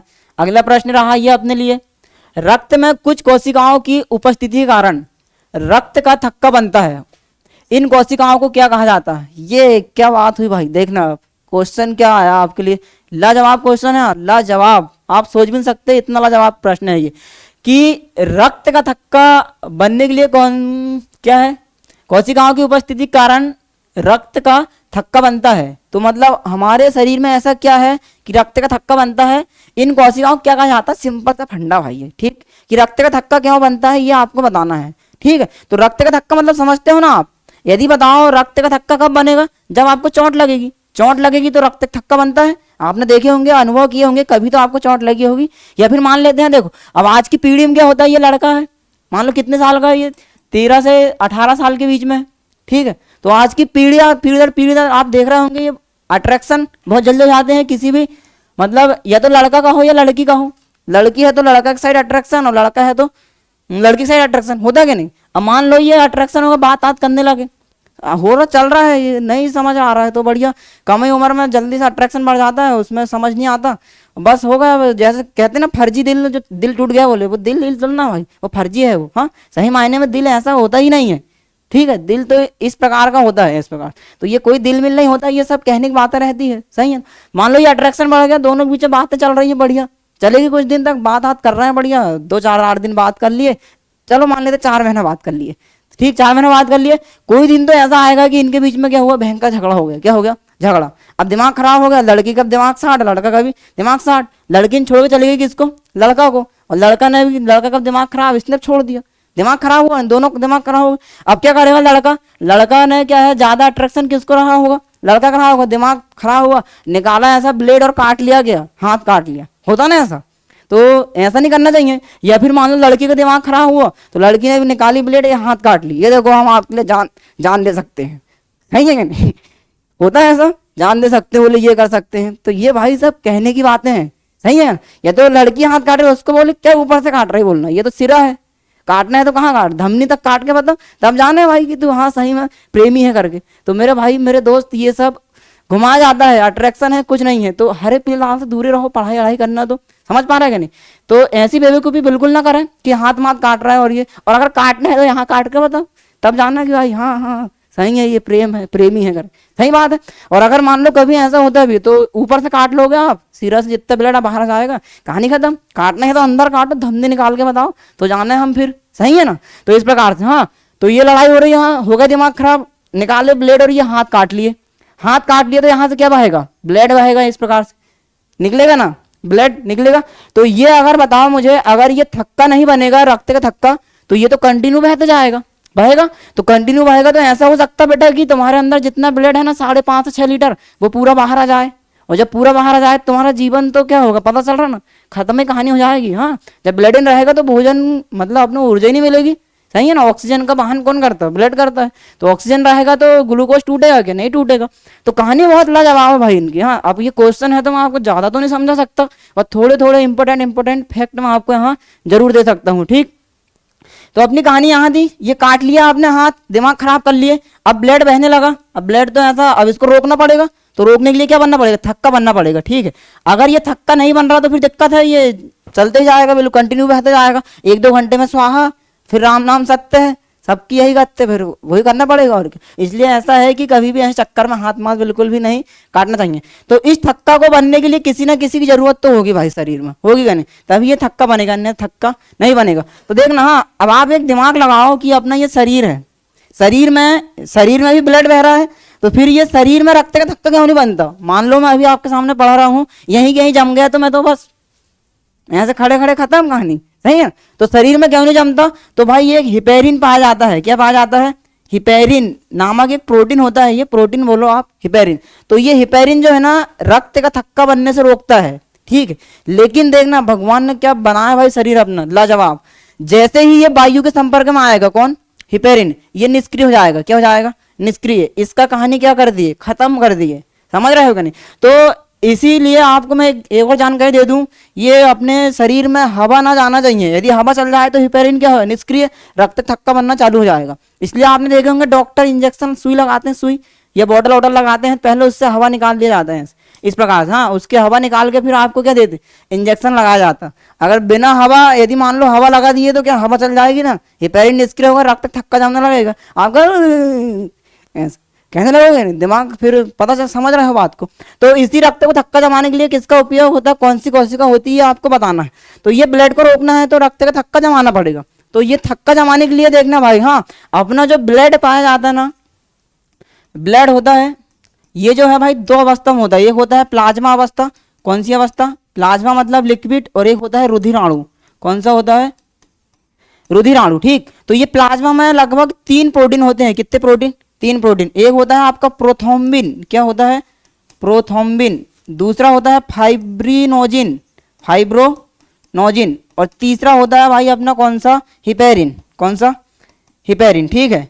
और इधर साइड रुधिराणु की बात करें, सॉलिड वाला है ये, यहां पाया जाएगा आरबीसी, डब्ल्यूबीसी, और एक होगा प्लेटलेट्स। प्लेटलेट्स मतलब बिम्बाणु बोला जाता है, ठीक। तो इस प्लेटलेट्स का नाम होता है क्या, क्या नाम होता है इसका, थ्रोम्बोसाइट बोलते हैं अपन इसको, क्या बोलते हैं, थ्रोम्बोसाइट बोलते हैं, ठीक है। तो रक्त का थक्का जमाने के लिए कौन सी कोशिका का उपयोग होता है, तो प्लेटलेट्स का उपयोग होता है। किसका होता है, प्लेटलेट्स। तो ये प्लेटलेट्स जो है ये रुधिराणु का एक भाग है सॉलिड का। इसकी संख्या लगभग कितनी होती है हमारे शरीर में, लगभग होती होगी 2 से 3 लाख। कितनी होती है, 2 से 3 लाख होती है प्लेटलेट्स। इसका नाम क्या है, थ्रोम्बोसाइट, है ना। तो ये थ्रोम्बोसाइट क्या करता है, जैसे ही आपको क्या लगेगी, चोट लगेगी तो ये क्रिया कर लेता है किससे, वायु से। किससे क्रिया करेगा, वायु से क्रिया करके ये जो थ्रोम्बोसाइट है ये थ्रोम्बोप्लास्ट में बदल जाता है। किसमें बदल जाता है? थ्रोम्बोप्लास्ट में बदल जाएगा, ठीक है। और थ्रोम्बोप्लास्ट जो है ये किससे कैल्शियम से क्रिया करेगा? कैल्शियम से क्रिया करके पहले से उपस्थित क्या है आपके शरीर में? प्रोथ्रोम्बिन है, ये प्रोथ्रोम्बिन से क्रिया कर लेगा, ये प्रोथ्रोम्बिन से क्रिया करके इसको बदल देगा ये थ्रोम्बिन में। किसमें बदल देगा? थ्रोम्बिन में बदल देगा, ठीक भाई। बता देता हूँ शॉर्टकट। ये थ्रोम्बिन जो है ये पहले से उपस्थित क्रिया कौन? फाइब्रोनोजिन। ये फाइब्रोनोजिन से क्रिया कर लेगा, फाइब्रोनोजिन से क्रिया करेगा तो यहाँ क्या होगा? आपको फाइब्रिन मिलेगा। ये क्या मिलेगा? फाइब्रिन। तो ये जो फाइब्रिन होता है ये जालीदार होता है। क्या होता है? जालीदार ये होता है, ठीक। अब देखो इतनी कहानी होती है रक्त का थक्का बनने में। आप इसको ऐसा ना समझिए कि बस आसानी से काट लिए हाथ, सही है ना। ये अगर एक कोई भी काम नहीं किया ना तो रक्त थक्का नहीं बनेगा। अब मान लो ये इतनी कहानी हुई तो देखना, हाँ तो मैन कौन है? आप क्या बोलोगे? मैन ये थ्रोम्बोप्लास्ट है, सॉरी क्या है? थ्रोम्बोसाइट है। तो ये थ्रोम्बोसाइट किसका नाम होता है? प्लेटलेट्स का नाम है। किसका नाम है? प्लेटलेट्स, जिसे अपन बिम्बाणु बोलते हैं। इनकी संख्या हमारे शरीर में लगभग 2 से 3 लाख होती है। कितनी होती है? 2 से 3 लाख। अगर आपको डेंगू रोग होता है तो इसकी संख्या क्या होती जाती है? गिर जाती है, 80,000 से कम हो जाती है। किसकी संख्या? प्लेटलेट्स की संख्या। जब डेंगू आया था उस समय देखिए हाहाकार मचा दिया था। हाँ, उस समय अपन को पता नहीं था, लेकिन आज जब अगर डेंगू हो रहा है तो उसको डेंगू की रिपोर्ट नहीं लाते, जांच मत कराओ। किसकी जांच करा लो? प्लेटलेट्स की संख्या पता कर लो। अगर 80,000 से कम हुई तो समझ जाओगे क्या चल रही है, डेंगू है करके, है ना। तो अपन प्लेटलेट्स की संख्या को गिरने से बचा सकते हैं। सुने होंगे आपने एलोवेरा, गिलोई, है ना, इसका आप जूस निकाल के पियो, या फिर बकरी का दूध का आप सेवन कर सकते हो, नारियल का पानी का आप सेवन कर सकते हो, फल फ्रूट आप उसका उपयोग कर सकते हो, तो प्लेटलेट्स संख्या होगी बढ़ जाएगी। हाँ, तो समझ पाए होंगे रक्त का थक्का बनाने के लिए इन कोशिकाओं को क्या कहा जाता है। तो मेन जरूरी कौन है भाई? आप बोलोगे सर ये थ्रोम्बिन मतलब थ्रोम्बोसाइट। थ्रोम्बोसाइट किसका नाम है? तो प्लेटलेट्स का नाम है। तो इसका राइट आंसर क्या होने वाला है? ओम हरि ओम माय नमः स्वाहा। क्या हो जाएगा? थ्रोम्बोसाइट। खत्म कहानी, इतना सा तो कहानी है। तो आप देखना यहाँ से जो है आपके 10 क्वेश्चन तैयार हो रहे हैं। कितने क्वेश्चन? 10 क्वेश्चन। तो इसी प्रकार कंटेंट पाने के लिए आप हमारे साथ बिल्कुल जुड़ जाइए, समय ना लगाइए ज़्यादा, नहीं तो आपका बहुत नुकसान हो जाएगा, सही है कि नहीं। फिर आप सोचोगे यार काश उस क्लास को पढ़ लेता तो 1 नंबर आ जाता जीवन में, सही है ना। और अरे 1 नंबर से रह गया करके। इसलिए आप भाई ऐसे मौका को ना गंवाएं। अभी हम आपको बिना किसी के आपके लिए आगामी एग्जाम को देखते हुए ये क्लास को लेके आए हुए हैं, और अभी हम सिर्फ आपको यहाँ क्वेश्चंस करा रहे हैं। आपके लिए हम कंटिन्यू मतलब पूरे टॉपिक वाइज भी हम आपके लिए क्लास बहुत जल्द लेके आने वाले हैं। तो इस प्रकार से तो आंसर क्या हो जाएगा अपना? थ्रोम्बोप्लास्ट। अब देखना यहाँ से एक और क्वेश्चन बनता है, अगर किसी के शरीर में ये ब्लड जो है थक्का नहीं बनेगा अगर, तो वो एक बीमारी हो जाती है। क्या हो जाती है? बीमारी, एक अनुवांशिक बीमारी है वो, ठीक, जिसे अपन किस नाम से जाना जाता है? अगर मान लो आपको चोट लगती है, रक्त का थक्का नहीं बना, तो एक बीमारी होती है, ठीक, और उस बीमारी को अपन क्या बोलते हैं भाई? हीमोफीलिया। क्या बोला जाता है? हीमोफीलिया नामक एक बीमारी हो जाती है, ठीक। कौन सी बीमारी? हीमोफीलिया नामक एक रोग हो जाता है। तो इस हीमोफीलिया को शाही बीमारी के नाम से जानते हैं। कौन सी बीमारी? शाही बीमारी। क्यों जाना जाता? तो सर्वप्रथम ना ये इंग्लैंड की महारानी एलिजाबेथ को हुई थी ये, ठीक है। और ये अनुवांशिक रोग है, ये मतलब पीढ़ी दर पीढ़ी ये फैलता रहता है, सही है नहीं। अनुवांशिक बीमारी कौन सी? हीमोफीलिया। जिस किसी को भी ये हीमोफीलिया हो जाता है तो ऐसा तो किसी के साथ होना नहीं चाहिए, ना होता भी नहीं है, सही। पर गलती से अगर हो गया तो अगर मान लो कोई चोट लग गई ना तो ब्लड जो है आसानी से थक्का नहीं बनेगा, कंटिन्यू क्या होते रहेगा? बहते रहेगा। तो ये एक अनुवांशिक रोग होता है जो सर्वप्रथम किसको हुआ था? इंग्लैंड की महारानी एलिजाबेथ को हुआ था। ये क्वेश्चन आपका एक ही बन गया। तो बढ़िया समझ पा रहे होंगे बात को। चलते हैं अगले क्वेश्चन की ओर, ठीक है। तो ये रहा अपना आज का अगला प्रश्न। जीवित प्राणियों में निषेचन के दौरान नर और मादा गैमेट का संलयन एक कोशिका बनाने के लिए होता है, जिससे कहा जाता है। तो मेरे भाई मेरे दोस्त, अगर आपने इस क्लास को पीछे की क्लास को पूरे मन लगा के पढ़ रहे होंगे ना, तो मैंने आपको भी एक क्वेश्चन आया था मेंढक वाला बाह्य निषेचन, उसमें मैंने इसमें कंसेप्ट आपको समझाया था। और आपने ध्यान दिए होंगे तो इसमें ही उसका आंसर छुपा हुआ है, ठीक है। देखो कहानी क्या है? निषेचन, निषेचन के दौरान नर और मादा गैमेट का संलयन। गैमेट मतलब होता है कि जो, देखना मैं आपको था, ये नर, ठीक है, और इधर साइड मादा, ठीक। जब इनके बीच में निषेचनी क्रिया होगी नर और मादा, तो नर से निकलता है कौन सी कोशिका? शुक्राणु। क्या निकलता है? शुक्राणु निकलते हैं, ठीक है। और मादा से निकलते हैं अंडाणु। क्या निकलते हैं? अंडाणु, ठीक है। ये अंडाणु निकले, ठीक, निषेचन के दौरान। अब इन दोनों का मिलन होगा कहाँ? डिंब वाहिनी नलिका। कहाँ होगा? डिंब वाहिनी नलिका में संपन्न होता है, डिंब वाहिनी नलिका, ठीक। ये होती फैलोपियन ट्यूब जिसे बोला जाता। तो ये देखना, जब नर से शुक्राणु निकलेगी ना, तो ये बन के आते हैं अपने क्या, युग्मक। क्या बन के आते हैं, युग्मक बन के आते हैं। और युग्मक की बात करें तो क्या बोला जाता है उसे, गैमेट बोलते हैं अपन इंग्लिश में। तो ये जो शुक्राणु निकल के आएंगे अभी, जो मतलब नर के शरीर से निकल के जाएंगे ना शुक्राणु, उसे क्या बोलेंगे अपन, युग्मक। क्या बोलोगे, युग्मक। इधर अंडाणु जो मतलब माता या मादा के शरीर से जो निकलेगा, ये किस कौन सी कोशिका निकल के आएगी, ये युग्मक निकल के आ रहे होंगे। बात समझ पा रहे हो ना, युग्मक निकले, दोनों का मिलन हुआ, ठीक है। जब दोनों का मिलन हुआ तो ये कहाँ पहुंचे, इधर से शुक्राणु और इधर से युग्मक, ये मादा में फैलोपियन ट्यूब में ये पहुंच गए। यहाँ पे ये दोनों मिल जाते हैं, यहाँ कौन कौन, अंडाणु और शुक्राणु, ठीक है। युग्मक बन के आ रहे हैं, युग्मक कोशिका है। जब जैसे ये मिलती है ना, तो यहाँ किसका निर्माण करती है भाई, ये युग्मक जब मिलते हैं अंडाणु और शुक्राणु, तो यहाँ युग्मनज बनता है। क्या बनता है, युग्मनज। समझ पा रहे हो बात को। तो जैसे ही ये युग्मनज बन गया, मतलब जब तक ये युग्मनज नहीं बनेगा अंडाणु और शुक्राणु से, मान लो फर्टिलाइजेशन की जो क्रिया होती है वो सफल कब मानी जाती है। हाँ, तो जब इधर से शुक्राणु और इधर से क्या निकल रहा, युग्मक, मतलब इधर से अंडाणु इधर से शुक्राणु, तो दोनों मिलेंगे। और जब तक ये दोनों मिलके, दोनों मादा और नर की कोशिकाएं मिलके युग्मनज का निर्माण नहीं करते, जब तब तक फर्टिलाइजेशन की क्रिया क्या, मतलब सफल नहीं होती, उसको असफल माना जाता। ठीक, तो आपसे पूछा जाता है फर्टिलाइजेशन की क्रिया कहाँ संपन्न होती है, तो आप याद क्या रखोगे, डिंब वाहिनी नलिका में। कौन सी नलिका, डिंब वाहिनी, या फिर इसको फैलोपियन ट्यूब के नाम से जाना जाता है। बात समझ पा रहे होंगे, ठीक है। तो जब अंडाणु और शुक्राणु का मिलन होगा तो ये जो निषेचन क्रिया संपन्न होगी, कहाँ होगी, डिंब वाहिनी नलिका में संपन्न होगी। तो किसका निर्माण होता, युग्मनज का निर्माण होता है मेरे भाई। किसका निर्माण होता है, युग्मनज का निर्माण होता है। जैसे ही ये युग्मनज का निर्माण होगा, दोनों मिल गए, युग्मनज का निर्माण हो गया, युग्मनज से बनता है भ्रूण। क्या बनता है, भ्रूण बनता है। हाँ, आगे कहानी देखना, भ्रूण से एक फिटस अवस्था आती है। कौन सी, फिटस। और इसके बाद फिर क्या होगा, एक बेबी होगा। क्या होगा, बेबी। तो इस प्रकार से ये क्रिया चलती है। हाँ, तो अंतिम में क्या होता है, बेबी। बस जैसे आप मान लो फर्टिलाइजेशन क्रिया होती है, संपन्न हुई, सफल हुई कहाँ, डिंब वाहिनी नलिका में। किस किस के मिलने से, शुक्राणु और अंडाणु के मिलने से। तो जब ये मिले तो युग्मक बन के मिलते हैं, बनाए किसको, युग्मनज को। युग्मनज बन गया, युग्मनज से भ्रूण बनेगा, भ्रूण से फिटस अवस्था, और फिटस के बाद बेबी हो जाएगा। बस चालू फिर, है ना। तो इस प्रकार से क्रिया होती है, संपन्न होती है। कौन सी क्रिया, निषेचन। तो हमको क्या बताना, देखना, नर और मादा गैमेट का संलयन, ये नर और ये मादा दोनों के गैमेट का संलयन यहाँ हो रहा, ये क्या कहलाता है आपका, युग्मनज कहलाता है। इसे इंग्लिश में अपन जायगोट के नाम से जानते हैं। किस नाम से जानते हैं, जायगोट। तो इसका राइट आंसर क्या होगा, युग्मनज। ठीक है, फिर युग्मनज के बाद क्या अवस्था पूछता, तो आप क्या बताते, भ्रूण। कौन सी बताते, भ्रूण बताते। ठीक है, समझ गए होंगे, वेरी सिंपल। तो आप इसका आंसर लगा लो, क्या, option number A is the right answer. तो भाई आपको इसी तरह के डेली आप क्वेश्चन दिए जाएंगे, बस आप समझ पा रहे होंगे, बाकी हमको बताने की जरूरत नहीं है। ठीक है, तो हम लेके चलते हैं अगले प्रश्न की ओर। तो आपको यहाँ से 2-3 क्वेश्चन है जो ध्यान रखना है। ठीक, एक पूछेगा निषेचन की क्रिया कहाँ संपन्न होती है, आप बोलोगे सर फैलोपियन ट्यूब या डिंब वाहिनी नलिका में। ठीक है, तो ये अंडाणु और शुक्राणु मिलकर क्या बनाते हैं, आप बोलोगे युग्मनज बनाते हैं। क्या बनाते हैं, युग्मनज बनाते हैं। युग्मनज के बाद कौन सी अवस्था, भ्रूण अवस्था, उसके बाद फिटस, और फिर क्या होता है, बेबी होता है। बस इतना सिंपल है इसका फंडा। अब चलते हैं अगले प्रश्न।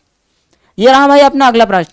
आराम करने वाले व्यक्ति की नब्ज दर आमतौर पर प्रति मिनट धड़कन के बीच होती है। ये बताना आपको कि जो नब्ज होती है ना, नब्ज, ये देखते हैं डॉक्टर चेक करते हैं जब अपने इलाज करने जाते हैं, तो वो धड़कन देखते हैं कैसा धड़क रहा है, होगा फेफ जो हृदय है धड़कता है। हाँ, तो हमको बताना है आराम करने वाले व्यक्ति की नब्ज दर आमतौर पर प्रति मिनट धड़कन के बीच होती है। सिंपल पता होगा आप, कितनी होती है, 72 से 80। तो इसका राइट आंसर कौन सा हो जाएगा, option number A is the right answer. अगला क्वेश्चन पे चलते हैं।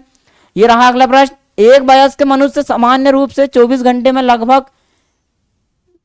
1 से खालिस्तान मूत्र विसर्जित करता है। तो ये भी मैंने आपको बता चुका हूँ, किडनी होती है, किडनी में ब्लड क्षमता है लगभग 1600 लीटर गुजरता है। तो इसमें से लगभग 180 पहुंच पाता है कहाँ, किडनी में। तो मतलब जितना शरीर में हृदय पंप करता है उसका 20% ब्लड कहाँ पहुंचता, किडनी में पहुंच जाता है, ये 2 किडनी में। हाँ, तो 180 से कितना, लगभग 1 से 1.5 लीटर कितना निकलता है, 1 से 1.5 लीटर मूत्र बनता है 24 घंटे में। तो ऑप्शन देख लेते हैं, 1.2, 2.5, 3.0, 1.8। तो इसका आंसर आप ऐसी कंडीशन में क्या लगाओगे, 1.8 is the right answer, option number D. ठीक है, तो याद रखना 24 घंटे में कितना यूरिन निकलता है, 1 से 1.5 लीटर निकलता है। तो यहाँ आंसर क्या लग रहा होंगे, 1.8 लीटर। ठीक, अगला प्रश्न हम चलते हैं। ये रहा अगला प्रश्न। 1943 में विटामिन के आविष्कारक के लिए खालिस्तान नोबेल पुरस्कार दिया गया था। यह आपको बताना है। ठीक, कौन सा इसमें नोबेल पुरस्कार दिया गया है, आपके पास ऑप्शन है ईसी कैंडल, डोइजी एंड डैम, कॉर्लेलिनियस, और चौथा ऑप्शन है स्टैनफोर्ड मूर। तो ये 4 ऑप्शन है। एक काम करना है, इसको आप कमेंट्स करोगे, ठीक है, आप इसको सर्च करो और आप आपके लिए इतनी मेहनत की जा रही है तो आप भी हमको एक कमेंट के माध्यम से बताओगे कि हाँ सर ये क्लास में हमको मजा आ गया करके, ठीक। तो इस क्वेश्चन को मैं आपके लिए छोड़ के जा रहा हूँ, कौन सा, तो इसको आप कमेंट्स करके, यदि आप हमारी वीडियो को देख पा रहे हो और अगर इस क्वेश्चन तक पहुंच पाए हो तो आप इस क्वेश्चन का आंसर क्या कमेंट्स करके दोगे, ठीक है। तो ये आपके लिए मैं छोड़ के जा रहा हूँ, इतना सा काम तो आप कर सकते हो, तो इसका आंसर आप बिल्कुल मुझे कमेंट्स करके बता रहे होंगे, ठीक। चलना अगले क्वेश्चन की ओर। तो ये रहा अपना अगला प्रश्न, ठीक। पौधों पेड़ों में निषेचन के बाद अंडाशय परिपक्व होकर बनता है। ये सिंपल है, क्या होता है आपको बताना है। बीज में, पुष्प केसर में, जायांग में, फल में। तो राइट आंसर क्या हो जाएगा, फल में। Option number D is the right answer. चलते हैं अगले प्रश्न पर। ये रहा अपना अगला प्रश्न। पौधों में पानी और पोषक तत्वों के परिवहन के लिए संवहनी ऊतक को खालिस्तान कहा जाता है, ठीक। सिंपल आपको पता होगा, पौधे में जड़ से ये इधर पानी ले जाने के लिए क्या पाया जाता है अपना, एक होता है फ्लोएम, एक होता है जाइलम। तो क्या होता है, जाइलम होता है, क्या होता है, जाइलम, ठीक है। तो इसका राइट आंसर क्या होने वाला है, option number C is the right answer, ठीक। तो आप समझ पा रहे होंगे। देखो इस क्वेश्चन को पढ़ो। पौधों में पानी और पोषक तत्वों के परिवहन के लिए संवहनी ऊतक को खालिस्तान कहा जाता है। फ्लोएम, कोलेनकाइमा, जाइलम और स्क्लेरेनकाइमा। तो राइट आंसर क्या आएगा आपका, option number C is the right answer, ठीक है भाई। इसको आप देखो, जल्दी से स्क्रीनशॉट लीजिए।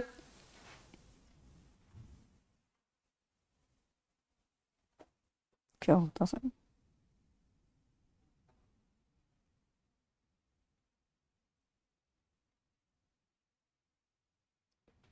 ठीक है। तो इसका राइट आंसर क्या हो जाएगा, जाइलम। चलो अगले क्वेश्चन पे चलते हैं। ये रहा अगला क्वेश्चन। निम्नलिखित विकल्पों में से पुनरुत उत्पादन बीज उत्पादन पौधे का नाम चुने। तो इसका आपको बताना है पुनरुत उत्पादन मतलब बार बार जिसकी उत्पत्ति हो गया कहलाता पुनरुत उत्पादन। गेंदा में तो ये होगी नहीं, हाँ आलू में होता नहीं है, अदरक में होता नहीं है, फिर आंसर क्या होगा, option number B is the right answer, ठीक। अब चलते हैं अपन अगले प्रश्न। तो ये रहा अगला प्रश्न। खालिस्तान में अधिग्रहित चरित्र की विरासत के सिद्धांत को प्रतिपादित किया है। बहुत शानदार क्वेश्चन है ये भी। इसका जो राइट आंसर हो जाएगा क्या, देखना, अधिग्रहित चरित्र की विरासत के सिद्धांत को प्रतिपादित किया है। तो देखना, जीन बैप्टिस्ट लेमार्क, सही बात है। लेमार्के ने दिया है उपार्जित का सिद्धांत कि मतलब जिस अंक का आप ज्यादा उपयोग करोगे अगली पीढ़ी में वो आपको बेहतर दिखाई देगा, है ना। तो ये रहा अपना राइट आंसर, कौन सा, ऑप्शन नंबर ए। और चलते हैं अगले प्रश्न पर। तो ये रहा भाई अगला प्रश्न। मृत जीवों और जानवरों को खाद मिट्टी में परिवर्तित करने वाले सूक्ष्म जीवों को किस नाम से जाना जाता है, ठीक। तो आपको पता होगा किस नाम से जानते हैं ये। देखो, जीवों, मृत जीवों और जानवरों को खाद मिट्टी में परिवर्तित करने वाले को अपघटक के नाम से जाना जाता है। राइट आंसर हो जाएगा option number D is the right answer. लेके चलते हैं अगले प्रश्न की ओर। तो ये रहा भाई हमारा अगला प्रश्न, लाजवाब है ये। देखो, विषाणु के कारण निम्न में से कौन सी बीमारी होती है, ये आपको बताना है। विषाणु के कारण निम्न में से कौन सी बीमारी होती है, ठीक है। तो आपके पास ऑप्शन है हैजा, आंत्र ज्वर मतलब टाइफाइड, एक होता है चेचक, एक हो गया कौन सा, क्षय रोग। तो इसमें से आपको बताना है कि विषाणु के कारण कौन सा रोग होता है करके, ठीक है। तो देख पा रहे हैं आपके पास 4 ऑप्शन है, चारों में से आप कोई जल्दी से इसका आंसर हमको कमेंट्स करके बता रहे होंगे, ठीक। तो मुझे बताइए क्या हो जाएगा। देखो, हैजा, आंत्र ज्वर, चेचक और ये क्षय रोग। तो ये तीनों तो जो है ये किससे हैं, जीवाणु कारण होने वाले हैं। एकमात्र रोग बचा कौन सा, विषाणु। तो इसका राइट आंसर कौन सा हो जाएगा, चेचक इज द राइट आंसर। तो ये थे भाई अपने आज के लगभग 30 क्वेश्चंस जो कि अपन ने काफी समय ले लिए इसमें, ठीक है। तो आप बस इसी प्रकार क्वेश्चन को पाने के लिए हमारे साथ बिल्कुल जल्दी से बन जाइए। आपको हम कल इसी टाइम पे या फिर कोई भी समय आपको वीडियो हम दे सकते हैं। तो आप यदि चैनल सब्सक्राइब नहीं किए तो चैनल को सब्सक्राइब करें, ठीक। और बिल्कुल हमारे साथ जुड़े रहें। आपको डेली बायो के साथ आपको फिजिक्स केमिस्ट्री देखने को मिलेगी, साथ में आपको रीजनिंग की क्लास कंटिन्यू देखने को मिलेगी, ठीक है। और अभी मैथ्स की क्लास आपको कुछ दिन में देखने को मिलेगी। तो आप बिल्कुल हमारे साथ तैयारी करने के लिए बिल्कुल आप बने रहें। हम आपको इसी तरह क्वेश्चन आपको देते रहेंगे, डेली आपके लिए मेहनत करते रहेंगे। तो आपका भी कर्तव्य है कि आप इस वीडियो को, हमारे चैनल को अपने दोस्तों पर शेयर करें और बिल्कुल उनको बताएं भाई हाँ कि ये बढ़िया है, ये समझ सकते हो आप। तो ये हमारी थोड़ी सी मेहनत का आप, यदि आप कुछ भी फायदा हो रहा हमारी वीडियो से या हमारे पढ़ाए हुए से, तो आप इतना काम तो कर सकते हो, अपने दोस्तों को शेयर करना बिल्कुल ना भूलें। तो अपन मिलेंगे अगले वीडियो के साथ, तब तक के लिए जय हिंद, जय भारत।